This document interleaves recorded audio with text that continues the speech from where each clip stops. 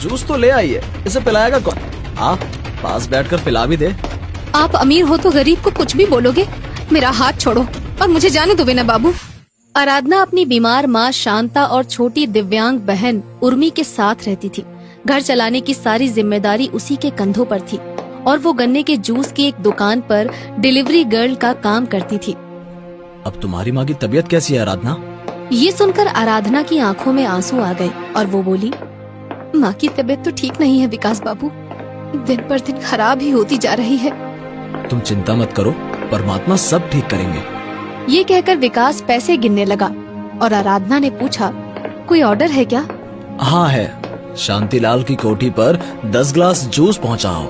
ठीक है, मैं अभी पहुंचा देती हूँ।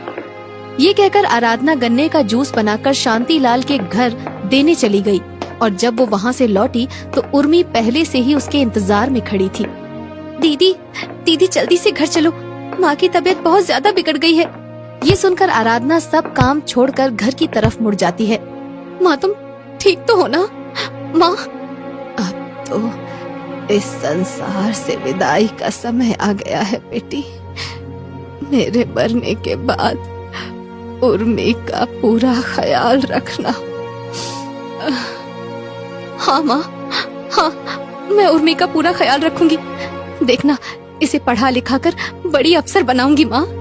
आराधना ये कह ही रही होती है कि तभी शांता दम तोड़ देती है। माँ, माँ हमें अकेला छोड़कर मत जाओ माँ। दीदी, दीदी माँ से कहो हमें अकेला छोड़कर ना जाए। दीदी, दीदी प्लीज। माँ। शांता की मौत के बाद आराधना को हर समय उर्मी की चिंता रहने लगती है। वो उसकी पढ़ाई पर पहले से ज्यादा जोर देने लगती है। उर्मी, मेरी बहन, कुछ भी हो तू अपनी पढ़ाई पर पूरा ध्यान देना। मेरा सपना तुझे बड़ा अफसर बनते देखना है। तू मेरा ये सपना पूरा करेगी ना? हाँ दीदी, जरूर पूरा करूंगी। एक दिन उर्मी को स्कूल की प्रिंसिपल ने बुलाया। उर्मी, तुमने 3 महीने से फीस जमा नहीं कराई है। कल क्लास में बैठने से पहले फीस जमा हो जानी चाहिए, समझी? जी मैडम। स्कूल से घर आते ही उर्मी ने ये बात अपनी बड़ी बहन को बताई।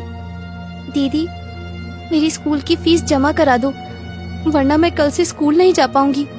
तू चिंता मत कर, मैं तेरी फीस कल ही जमा करा दूंगी, पर तू स्कूल ना जाने की बात कभी मत करना, समझी? आराधना ने उर्मी की फीस के लिए कई जगह से पैसे मांगे, मगर कहीं से उसे पैसे नहीं मिले। उसी दिन वो शांतिलाल की पत्नी शारदा को गन्ने का रस डिलीवरी करने जाती है।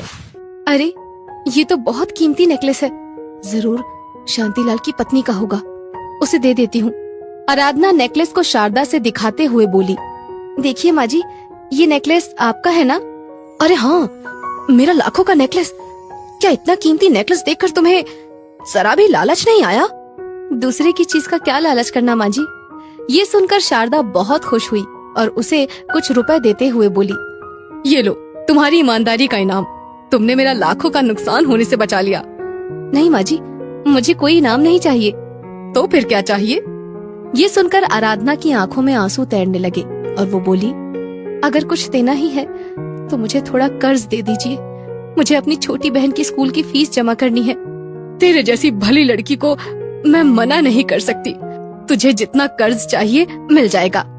शारदा ये कह ही रही थी कि तभी उसका बेटा विनय वहाँ पर आ जाता है और बोलता है, ये कर्ज लौटा भी देगी मॉम, कहीं बाद में पछताना न पड़े, सोच लो।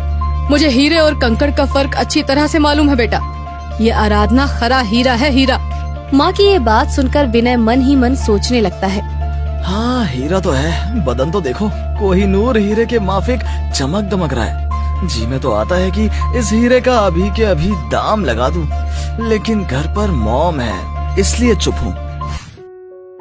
आराधना ने शारदा से कर्ज लेकर अपनी बहन की फीस भर दी और फिर कुछ दिन बाद, अरे आराधना, शांतिलाल के घर गन्ना जूस दे आओ भाई, 5 बड़े वाले ग्लास का ऑर्डर है। अभी दे आती हूँ विकास बाबू। आराधना गन्ने का जूस लेकर शांतिलाल के घर जाती है और देखती है कि वहाँ विनय और उसके दोस्तों के सिवा कोई नहीं होता। जूस तो ले आई है, इसे पिलाएगा कौन? आ, पास बैठकर पिला भी दे। आप अमीर हो तो गरीब को कुछ भी बोलोगे। मेरा हाथ छोड़ो और मुझे जाने दो विनय बाबू। अगर मैं हाथ ना छोड़ू तो क्या करोगी? मैं चिल्लाऊंगी और तुम्हारी बदतमीजी के बारे में सबको बता दूंगी। अगर मैं तुमको मुंह मांगे पैसे दूं तो? ये सुनकर आराधना को विनय पर क्रोध आ जाता है। मैं एक इज्जतदार गरीब लड़की हूँ विनय बाबू, मैं कोई बाजारू लड़की नहीं जो तुम्हारे पैसे पर मर जाऊँ। अब बहुत हुआ, आगे एक शब्द भी मत बोलना, बस। तू क्या समझती है कि मैं तेरी धमकी से डर जाऊंगा? मेरे पास इतना पैसा है कि तेरे जैसी बीसियों को खरीद लूं। चल चुप करके आ इधर। ये कहकर विनय ने आराधना का हाथ पकड़कर अपनी तरफ खींचने की कोशिश की, मगर तभी वहाँ शारदा आ गई और उसे देखते ही आराधना फूट फूट कर रोने लगी। विनय, ये क्या है? कुछ नहीं माँ, मैं तो बस इसके साथ मजाक कर रहा था।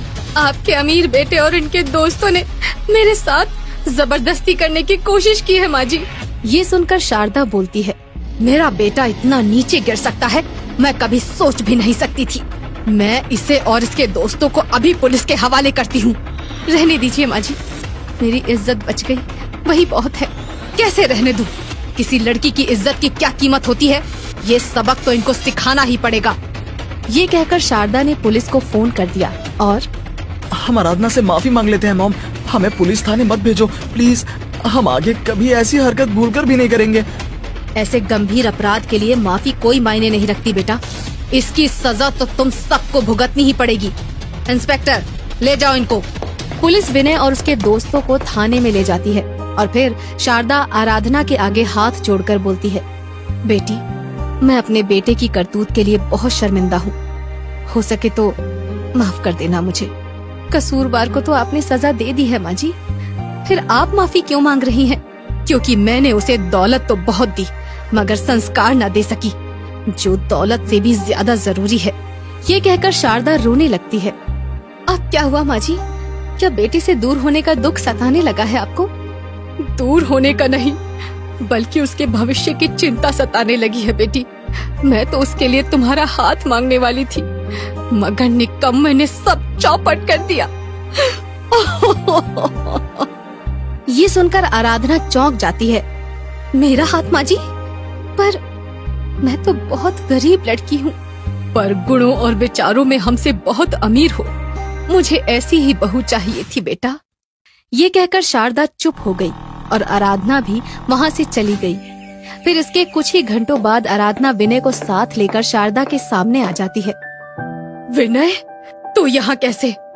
मैंने इन्हें पुलिस से छुड़वा लिया है माँ जी, सुधरने का एक मौका तो मिलना ही चाहिए ना। जब आराधना ने ही मुझे माफ कर दिया है तो अब तुम भी कर दो ना माँ। विनय में ये बदलाव देखकर शारदा बहुत खुश हो जाती है।